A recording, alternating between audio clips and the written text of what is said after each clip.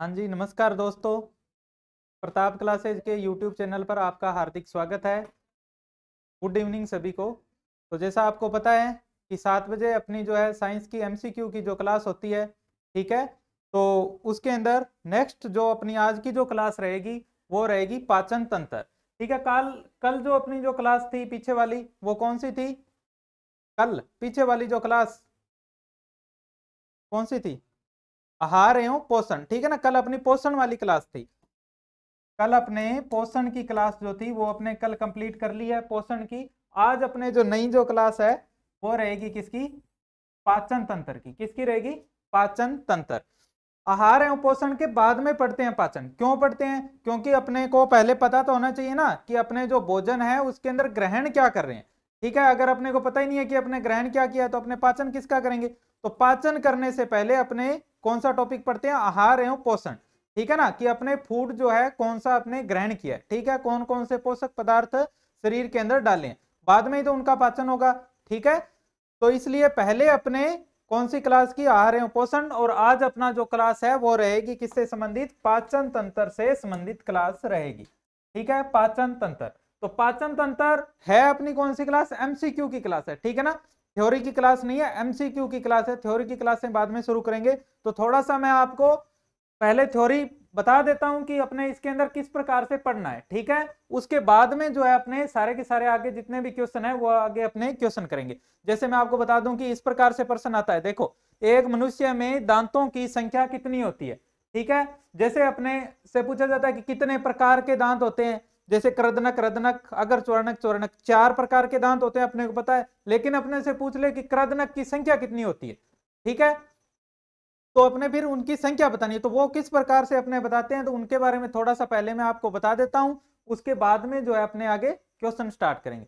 ठीक है, तो पाचन तंत्र से संबंधित अंग पहले अपने यहाँ पे लिख रहे हैं। ठीक है ना, जितने भी अंग है उनके बारे में पहले अपने यहाँ से लिख रहे हैं कि अंग कौन कौन से होते हैं, पाचन तंत्र के अंतर्गत किन किन अंगों का जो है अध्ययन किया जाता है। ठीक है, तो वो अपने अंग पहले लिख रहे हैं। सबसे पहले ये वाला जो अंग है जिसके अंदर देखो, ये तो अपना हो गया मुख, और मुख के अंदर जहां पर अपनी जीवा और दांत है तो उसको क्या बोलते हैं? मुख गुहा बोलते हैं। तो ये वाला जो पार्ट है ना, ये वाला पार्ट कौन सा है? हमारा मुख गुहा। ये इसके अंदर दांत है और ये यहाँ पर है जीवा। ठीक है, तो इसके अंदर मुख गुहा। ठीक है, तो सबसे पहला जो हमारा जो अंग होता है वो कौन सा होता है? मुख गुहा होता है। ठीक है ना, क्या होगा? मुख गुहा। तो ये जो है ये है मुख गुहा। मुख गुहा, मुख गुहा। ठीक है, इधर मैं नंबर वाइज एक एक करके इधर लिख देता हूं, मुख गुहा, मुख गुहा। और मुख गुहा के अंदर देखो दो चीजों का अध्ययन करते हैं, एक तो दांत और दूसरी कौन सी है? जीवा। तो उन दोनों के बारे में अपने क्वेश्चन करेंगे, दांत और जीवा। ठीक है, दांत और जीवा। ऊपर ऊपर से पहले मैं सिर्फ अंगों के बारे में बताऊंगा, यहां पर थ्योरी की क्लास तो है नहीं, तो थोड़ा सा सिर्फ समझाने के लिए है। ठीक है ना, तो मुख गुहा, मुख गुहा के बाद में देखो एक तो अपना ये नाक वाला जो हिस्सा आ रहा है, ठीक है, और एक मुख वाला, दोनों आकर के जहां पर क्रॉस करते हैं एक दूसरे को, ठीक है ना, तो उस वाले भाग को बोलते हैं क्या? ग्रसनी। क्या बोलते हैं उसको? ग्रसनी बोलते हैं भाई, ग्रसनी। ठीक है, तो 2 नंबर ग्रसनी। आगे प्रश्न आएंगे भाई सभी के बारे में, ठीक है ना, तो ध्यान से एक बार समझ लो। तो ग्रसनी क्या होता है पता चल गया? ये जो नासा गुहा है और मुख गुहा दोनों का क्रॉसिंग पॉइंट जहां पर दोनों आकर के एक दूसरे से मिलेंगे वो वाला भाग होता है ग्रसनी। ग्रसनी के बाद में ग्रास नलिका। क्या है? ग्रास नलिका। अब ग्रास नलिका के बारे में एक प्रश्न आता है कि ग्रास नलिका कहां से कहां तक होती है, तो कहां से? ग्रसनी से लेकर के और ये हमारा अमाशय यहां तक क्या होती है? ग्रास नलिका। तो 3 नंबर ग्रास नलिका। ग्रास नलिका का काम क्या है? तो ग्रास नलिका का काम होता है जो भी हमने खाया उसको मुख से कहां तक पहुंचाएगी? अमाशय में। अब देखो मैं आपको बता देता हूं, इधर ध्यान से देखना है, अमाशय कौन सा है? ये है अमाशय। ये जो ग्रास नलिका आकर के है ना इसके अंदर आकर के जुड़ती है, ठीक है ना, ऐसे, क्योंकि इसके लीवर आई है, लीवर के पीछे है तो दिखाई नहीं दे रही, किस में आकर के जुड़ेगी? अमाशय में। ये जो जे आकार का ये जो दिखाई दे रहा है ना, ये वाला भाग, ये क्या है, हमारा अमास्य है। क्या है ये? अमास्य। ठीक है, ये हो गया अमास्य। अमास्य यानी पेट। ठीक है, तो अमास्य, 4 नंबर अमास्य के बारे में। ठीक है, अब जैसे ही अमास्य है, अमास्य का अंतिम संकरा भाग जो है ना, वो उसको बोलते हैं पाइलोरस। वो किस से जुड़ता है? छोटी आंत से। ये जो अंदर है ना, ये वाली, ये जितनी भी ये अंदर अंदर ये फैली हुई है, ये है क्या? छोटी आंत। नाम है छोटी आंत, लेकिन ये क्या होता है भाई? आहार नाल का सबसे लंबा भाग होता है। क्या होता है? आहार नाल का सबसे लंबा भाग, लगभग 20 फीट इसकी लंबाई होती है। ठीक है, तो अमास्य के तुरंत बाद में इससे क्या जुड़ेगी? छोटी आंत जुड़ेगी भाई। क्या जुड़ेगी? छोटी आंत। तो 5 नंबर छोटी आंत के बारे में। ठीक है, छोटी आंत। और छोटी आंत के तुरंत बाद में इससे क्या आगे, यहां से ये देखो,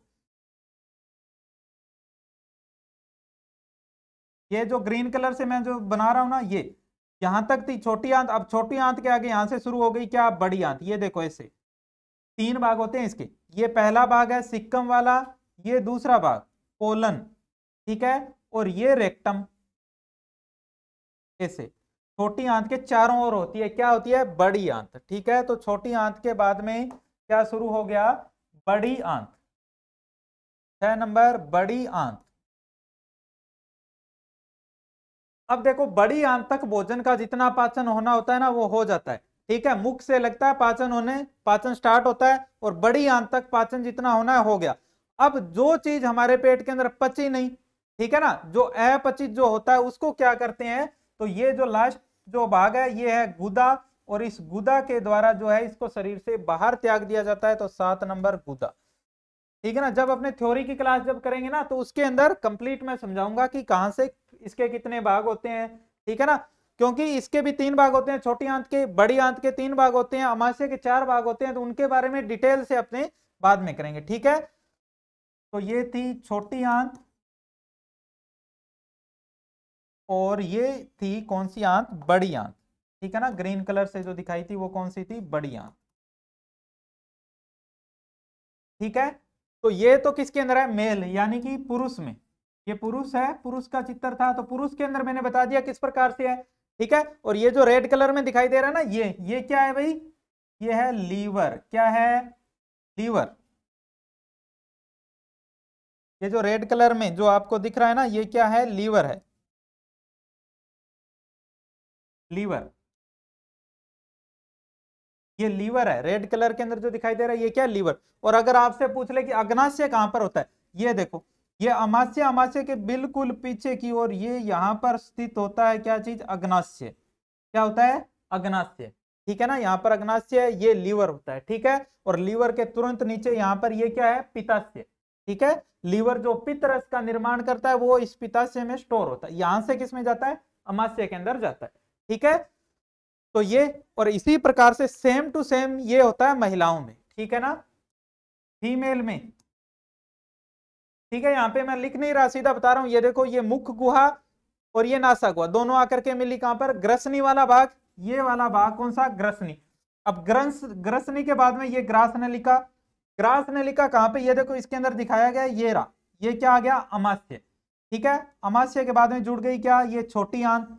छोटी आंत के बाद में ये बड़ी आंत, और लास्ट के अंदर गुदा।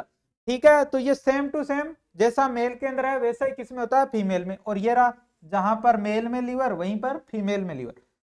उसके अंदर दिखाई नहीं दे रहा था अग्नाशय, ये रहा। इसके अंदर ये वाला जो भाग है, ये क्या है? अग्नाशय।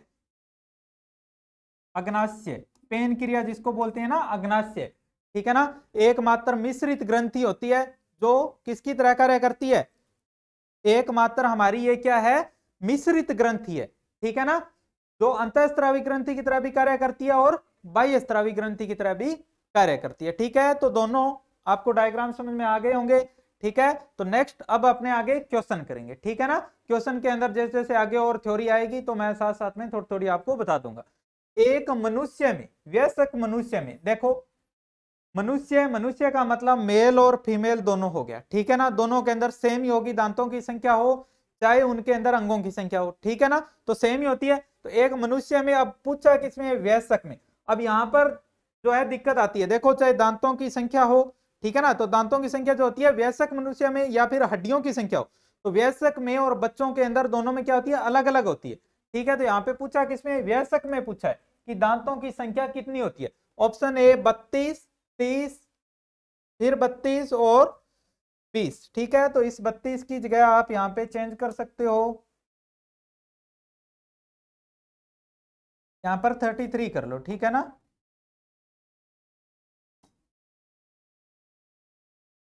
33, ठीक है।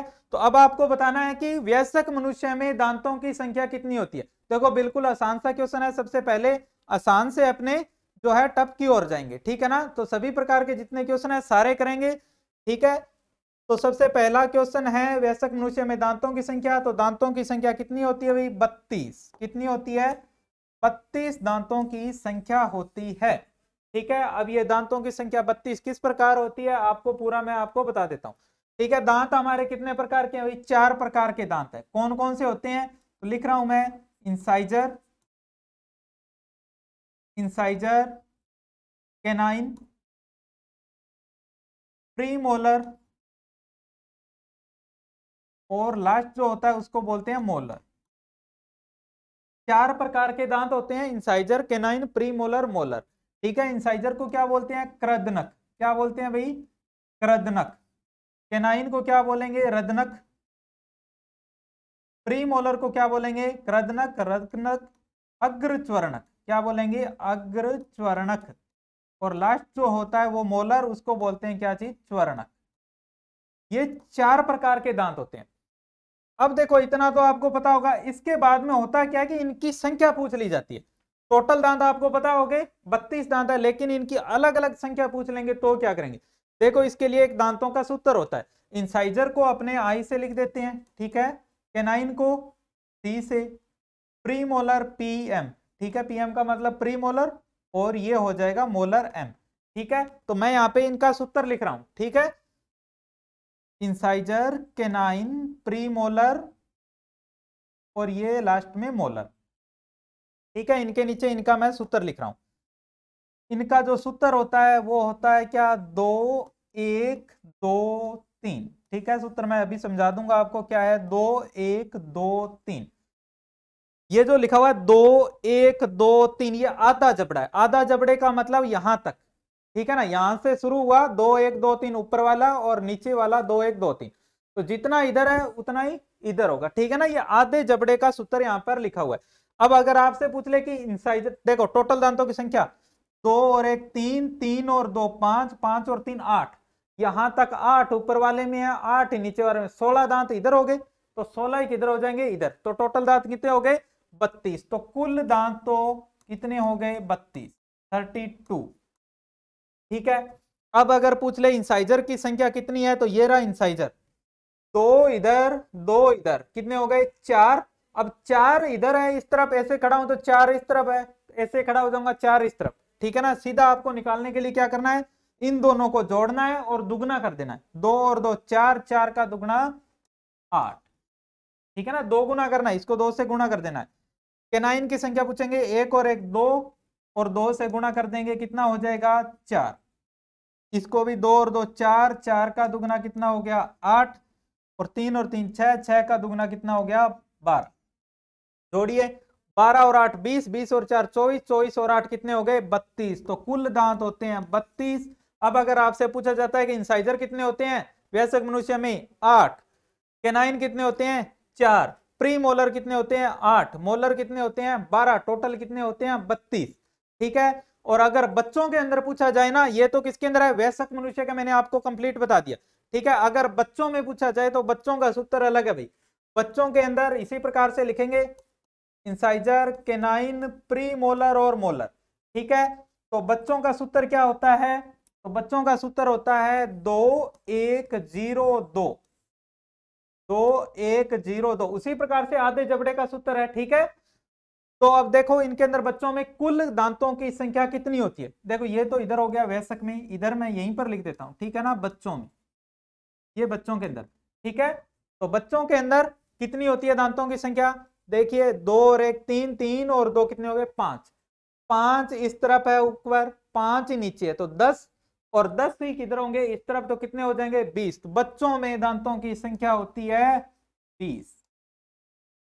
इससे संबंधित आगे क्वेश्चन आएंगे भाई, ठीक है ना, बार बार नहीं बताऊंगा, यहीं पर देख लो ध्यान से। बच्चों में कुल दांतों की संख्या कितनी होती है 20 होती है। टोटल कितनी 20, 26 नहीं है भाई, ये कितना है 20 है, 20, ठीक है ना, 20 होती है बच्चों के अंदर कुल दांतों की संख्या। अब बच्चों में इंसाइजर कितने, उसी प्रकार से क्या करेंगे, दोनों को जोड़ेंगे और दुगना, 2 और 2 4, 4 का दुगना 8। तो जितने बच्चों में होते हैं उतने ही वयस्क के अंदर, ठीक है। इंसाइजर कितने हो गए 8। केनाइन 1 और 1 2, 2 का दुगना 4, ये लीजिए 4। प्रीमोलर, देखो पूछा जाता है, एक क्वेश्चन आता है कि ऐसे कितने दांत होते हैं जो जीवन में एक ही बार आते हैं, या फिर ऐसे कौन से दांत है जो बच्चों के अंदर नहीं होते। तो बच्चों में यहां से देखो भाई प्रीमोलर होते हैं क्या, बच्चों में 0 0 है, तो प्रीमोलर बच्चों के अंदर नहीं होते, ठीक है ना। इसी प्रकार से मोलर कितने होते हैं, 2 और 2 4, 4 का दुगना करेंगे कितने हो जाएंगे 8। तो टोटल दांत देखो कितने, 8 और 4 12 और 8 कितने हो गए 20। तो बच्चों में कुल दांत कितने होते हैं 20 होते हैं, ठीक है। तो अब आप यहां से एक क्वेश्चन का आप मेरे जवाब देना है कि ऐसे कितने दांत है जो जीवन में केवल एक ही बार आते हैं। ये देखो बच्चों के अंदर 8 थे इंसाइजर, ठीक है ना, एक बार आए उसके बाद में टूट जाते हैं ना, टूटने के बाद में दोबारा कितने आ गए 8। तो ये तो हो गए पूरे, ठीक है। ये तो 2 बार आए, ये 4 थे, 4 इधर वयस्क में आ गए, ये भी कंप्लीट है। लेकिन बच्चों के अंदर क्या ये थे प्रीमोलर, बच्चों में प्रीमोलर नहीं थे ना, तो बच्चों के अंदर प्रीमोलर नहीं थे, केवल एक ही बार किस में आते हैं वयस्क में। तो 8 तो दांत कौन से हो गए प्रीमोलर, प्रीमोलर 8 है, ये जीवन में केवल एक ही बार आते हैं, ठीक है। इसके अलावा देखो बच्चों में 8 दांत थे मोलर, और वयस्क होने पे कितने आ गए 12, तो कितने एक्स्ट्रा आए 4। तो 4 दांत जो है वो क्या हो गए मोलर। मोलर कितने दांत, 4 दांत केवल एक बार आते हैं जीवन। तो टोटल दांत कितने हो गए 8 और 4 12 दांत ऐसे होते हैं जो जीवन में केवल एक बार आते हैं, या फिर ऐसे कह लो कि 12 दांत ऐसे होते हैं जो बच्चों में नहीं होते, केवल वयस्क होने पे आते हैं, ठीक है ना। तो ये क्वेश्चन ऐसे पूछा हुआ है कि ऐसे कितने दांत है जो जीवन में एक ही बार आते हैं, तो कितने हैं 12। ये मैंने आपको कंप्लीट जो है दांत यहाँ पे बता दिए, ठीक है। इसके अब आगे क्वेश्चन करेंगे। तो नेक्स्ट क्वेश्चन, एक वयस्क मनुष्य में कितने प्रकार के दांत होते हैं, अभी बताया भाई कितने प्रकार के दांत होते हैं, इंसाइजर केनाइन प्रीमोलर मोलर, कितने प्रकार के हो गए 4 प्रकार के दांत होते हैं। ये लीजिए उत्तर आ गया 4 प्रकार के, ठीक है। एक वयस्क, अब स्पीड से अपने आगे क्वेश्चन करेंगे, ठीक है ना, क्योंकि थ्योरी मैंने आपको बता ही दी है। एक वयस्क मनुष्य में कितने रदनक होते हैं, क्या पूछा है रदनक, ये देखो इंसाइजर कृदनक केनाइन रदनक, रदनक पूछे वयस्क मनुष्य में तो कितने होते हैं भाई 4। तो कितने होते हैं 4 होते हैं रदनक, ऑप्शन नंबर डी, ठीक है ना। इस प्रकार से क्वेश्चन पूछते हैं, इसमें रदनक पूछा, किसी में अगर च्वरणक पूछ लेगा, किसी में च्वरणक पूछ लेगा, अलग अलग एग्जाम में अलग अलग तरीके से क्वेश्चन पूछे जाते हैं, ठीक है। मनुष्य के दांतों के अध्ययन को क्या कहते हैं, दांतों का अध्ययन क्या कहलाता है, देखो हिपेटोलॉजी, हिपेटोलॉजी किसका अध्ययन होता है भाई, लीवर का जो अध्ययन करते हैं वो क्या है हिपेटोलॉजी।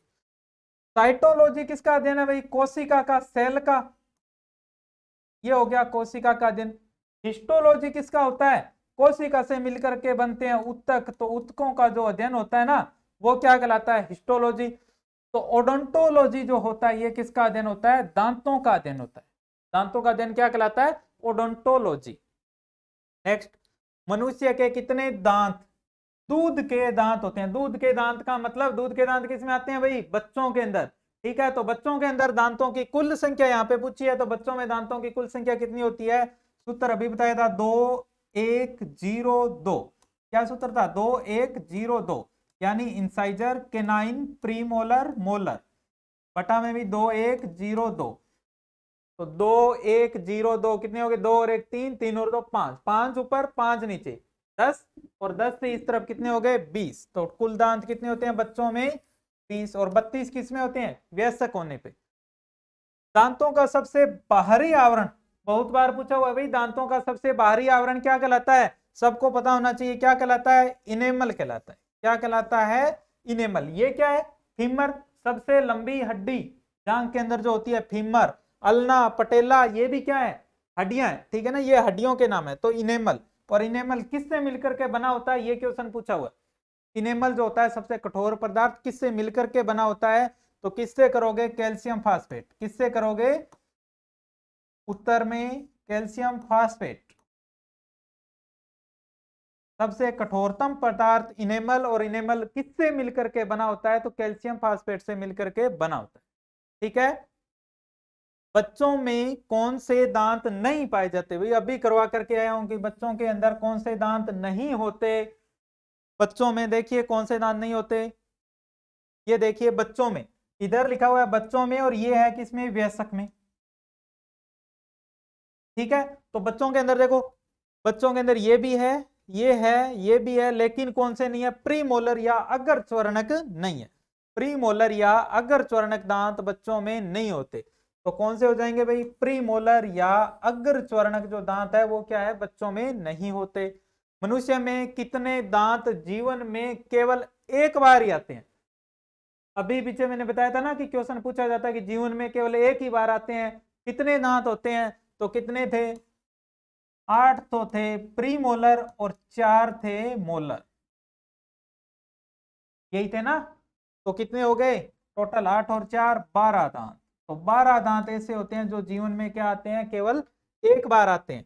तो option number D, option number D इसका सही हो जाएगा। ठीक है। श्वसन मार्ग और आहार नली के बीच में एक स्विच का आकार है, यानी कि किस किस का पूछ रहा है, श्वसन मार्ग और आहार नाल। मैंने अभी बताया था कि मुख्य गुहा यानी आहार नाल और ये श्वसन मार्ग दोनों का क्रॉसिंग पॉइंट, जहां पर दोनों एक दूसरे से पथ को साझा करते हैं, साझा मार्ग कौन सा होता है, तो उसको क्या बोलते हैं भाई, ग्रसनी। याद है क्या, ये देखो डायग्राम, ये रहा, ये वाला भाग, ये क्या है, ग्रसनी। ठीक है ना, दोनों का क्रॉसिंग पॉइंट, ये देखो यहाँ पे लिखा था मैंने ग्रसनी। ठीक है, तो ये था ग्रसनी, दोनों का क्रॉसिंग पॉइंट। ठीक है। किस अंग में उंगली नुमा संरचना पाई जाती है जिसे विली कहते हैं, तो आपको हिंट देता हूं, ऐसा भाग जो हमारे आहार नाल का सबसे लंबा भाग है, जिसके अंदर पाचन की क्रिया सर्वाधिक होती है, उसके अंदर पाई जाती है ये उंगली नुमा संरचना, जिसको क्या बोलते हैं, विली बोलते हैं। तो बताइए भाई आहार नाल का सबसे लंबा भाग कौन सा होता है, कौन सा होता है, अमाशय या छोटी आंत या बड़ी आंत, कौन सा होता है, बड़ी आंत नहीं, कौन सा, छोटी आंत। क्या हो जाएगा, छोटी आंत आहार नाल का सबसे लंबा भाग है, जिसमें पाचन भी क्या होता है, सर्वाधिक पूछा हुआ है, सबसे लंबा भाग छोटी आंत, ये भी क्वेश्चन आया हुआ है। ठीक है, पाचन की क्रिया सर्वाधिक कहां पे होती है, छोटी आंत में। अवशोषण की क्रिया सर्वाधिक कहां पे होती है, वो भी कहां पे होती है, छोटी आंत के अंदर होती है। और एक क्वेश्चन ये रहा, उंगली नुमा संरचना विली कहां पर पाई जाती है, तो ये भी छोटी आंत में। पित्त रस का स्त्रवण, यानी कि पित्त रस जो है इसका संश्लेषण कहां पे होता है, संश्लेषण यानी कि बनना। देखो पित्त रस के बारे में 2 क्वेश्चन आते हैं भाई, एक तो पित्त रस का स्त्रवण यानी कि बनता या संश्लेषण कहां पर होता है, और दूसरा पित्त रस को स्टोर करके कौन रखता है। 2 क्वेश्चन आते हैं। तो पित्त रस को देखो, पित्त रस का निर्माण तो होता है कहां पे, यकृत या लीवर में, और पित्त रस को स्टोर करके रखता है कौन, पित्ताशय। लीवर के बिल्कुल नीचे ही होता है कौन, पित्ताशय। ये रहा, ये है जो रेड कलर का आपको दिखाई दे रहा है, ये क्या है, लीवर, और ये जो ग्रीन कलर का है ना, ये वाला, ये क्या है, पित्ताशय। ये क्या है, पित्ताशय। तो दोनों क्वेश्चन कंफ्यूज नहीं होना, लीवर में तो पित्त रस बनेगा, स्टोर करके रखेगा कौन, पित्ताशय या पित्त की थैली। ठीक है ना, जिसके अंदर पथरी हो जाती है तो निकाल देते हैं ना पित्त की थैली को। तो बस इतना ही होता है कि अब वो जो पित्तरस है वो लीवर जो निर्माण कर रहा है उसको स्टोर करने वाली जो थैली है वो निकाल दी जाती है। तो यहाँ पे श्रवण पूछ रहा है कि कौन निर्माण करता है, तो कौन करेगा भाई, यकृत करता है। कौन करता है, यकृत, या इसको क्या बोलते हैं, लीवर। ठीक है ना, यही है यकृत या लीवर।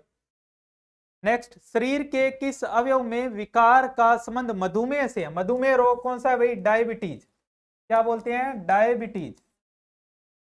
शुगर हो गई कहते हैं ना, शुगर हो गई। ठीक है, तो शुगर क्यों होती है भाई, क्यों होती है शुगर। देखो शुगर आपको नहीं पता कि क्यों होती है, इतना तो पता है ना कि शुगर होने के बाद में जो इंजेक्शन लगते हैं वो कौन से होते हैं, किस चीज के इंजेक्शन लगते हैं, किसके लगते हैं, इंसुलिन के। किसके लगते हैं भाई, इंसुलिन। इंसुलिन के इंजेक्शन लगते हैं, और ये इंसुलिन जो होता है ना, ये कहां पर बनता है? तो इंसुलिन बनता है कहां पर? अग्नाशय में। कहां पर बनता है? अग्नाशय में। अब अगर आपसे पूछ लिया जाए कि मधुमेह रोग होता क्यों है, क्यों होगा? ये जो इंसुलिन होता है ना, इसकी कमी हो जाती है। इसकी जब इंसुलिन की कमी होगी तो क्या हो जाएगा? रक्त में शर्करा की मात्रा बढ़ जाएगी। इंसुलिन का काम क्या होता है? इंसुलिन का काम होता है रक्त में शर्करा की मात्रा को क्या करना? कम।